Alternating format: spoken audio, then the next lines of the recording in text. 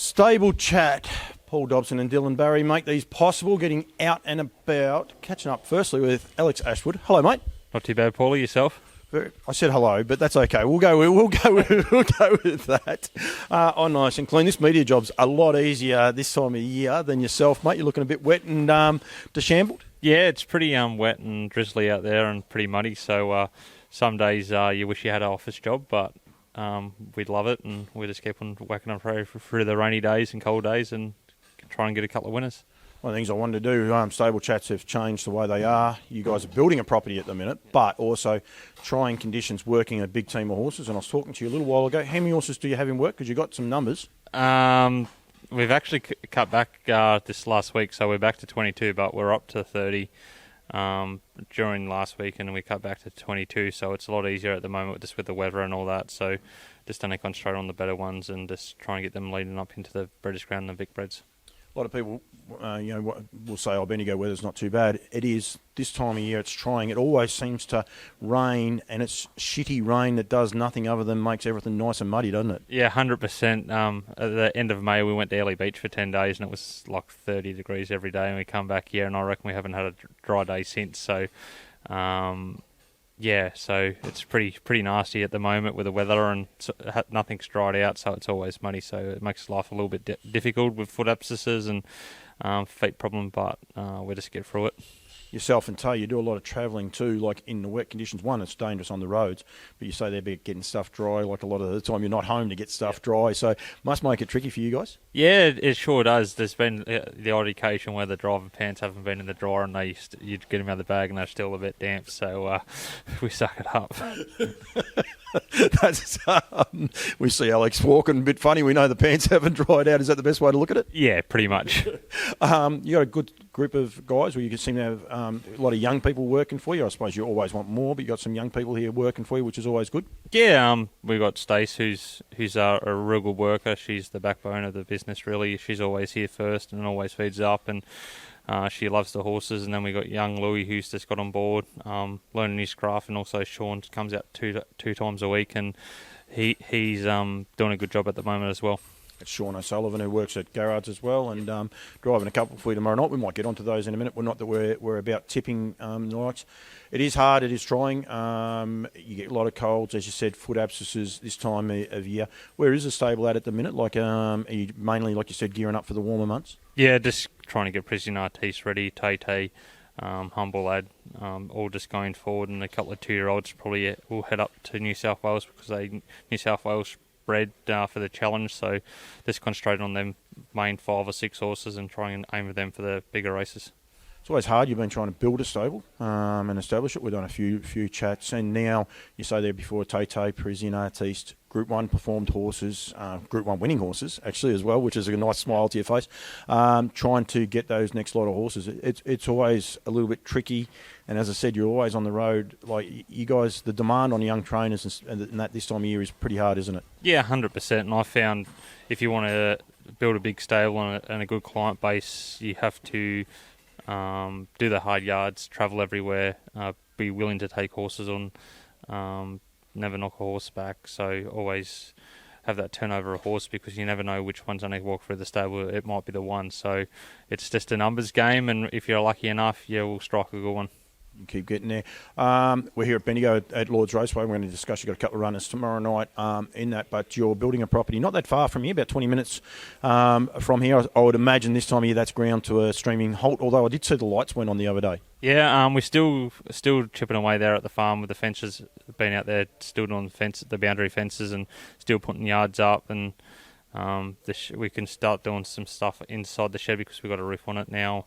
I think the slab's getting poured on Tuesday. Then we just have to line the boxes with rubber, so the rubber's already there. So it's just been a bit difficult with the weather at the moment to roll it out and cut it, because it's pretty soft underneath, so we don't want to get any machinery bogged. So we just have to let it dry out a little bit before we probably do that.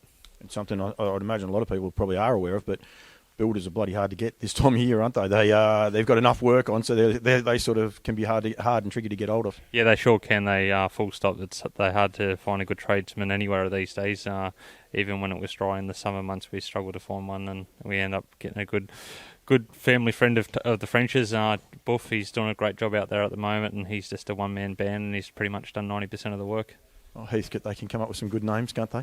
Sure. They can indeed. We'll just won't even go there with why he gets that name. We won't. It'd be much safer. Tay, where is she at?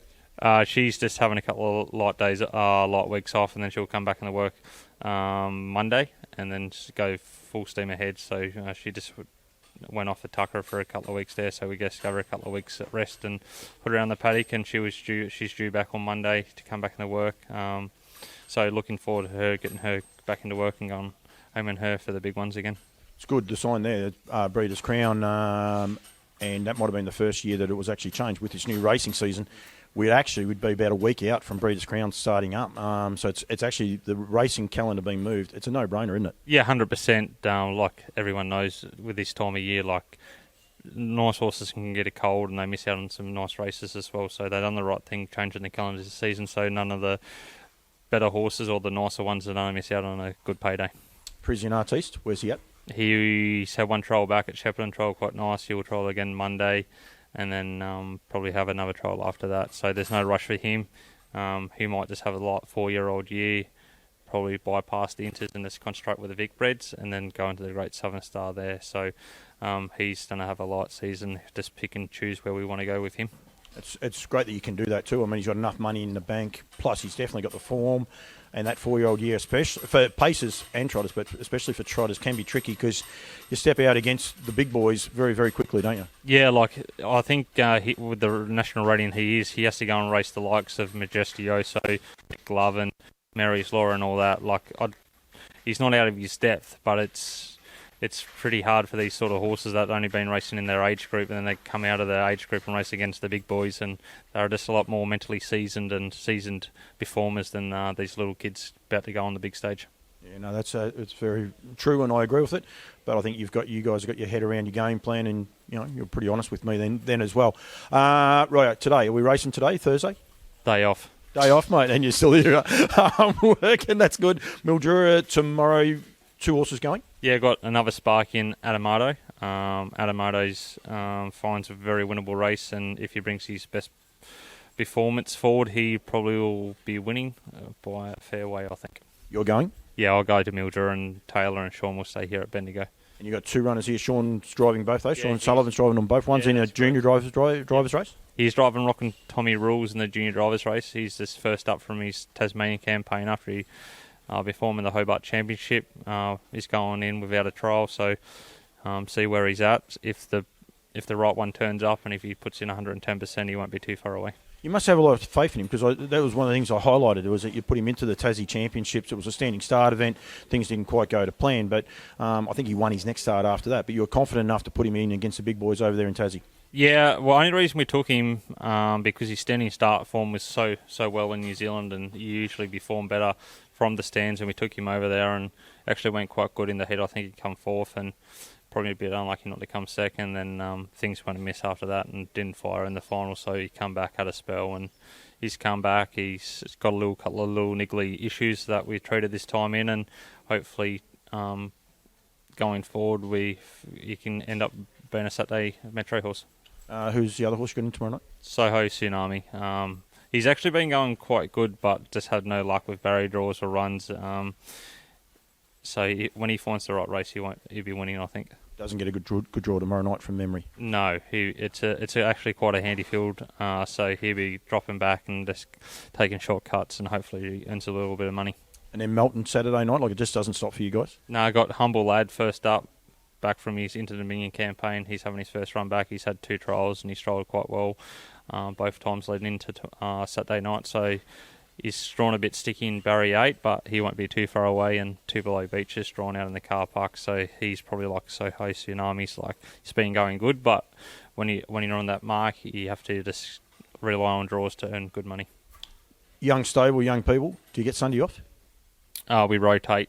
So sometimes Taylor and I will work Sundays, and then Stacey will take another one, then Louis. So we rotate the Sundays around, and it's a pretty fun environment here some days, and sometimes if I'm a bit moody, apparently it's a bit annoying for the other staff. So it's all good. Very good, mate. Thank you very much for some great insight. You're not racing Sunday? Nah, day off. Cranbourne, too far to travel. Don't say that too loud. The boys at Cranbourne won't like it. Alex, thank you very much, mate. This is Stable Chat, as I said, brought to you by Paul Dobson and Dylan Barry, Kelly Partners. Make sure you check them out for all your accounting needs, mate. Thank you very much. Keep doing what you guys are doing. Young stable. It's a hard slog, mate. You look like it's a hard slog, so you need to get a microphone. It's much easier. Yeah, I might trade drops with you in the years to come. Thanks, mate.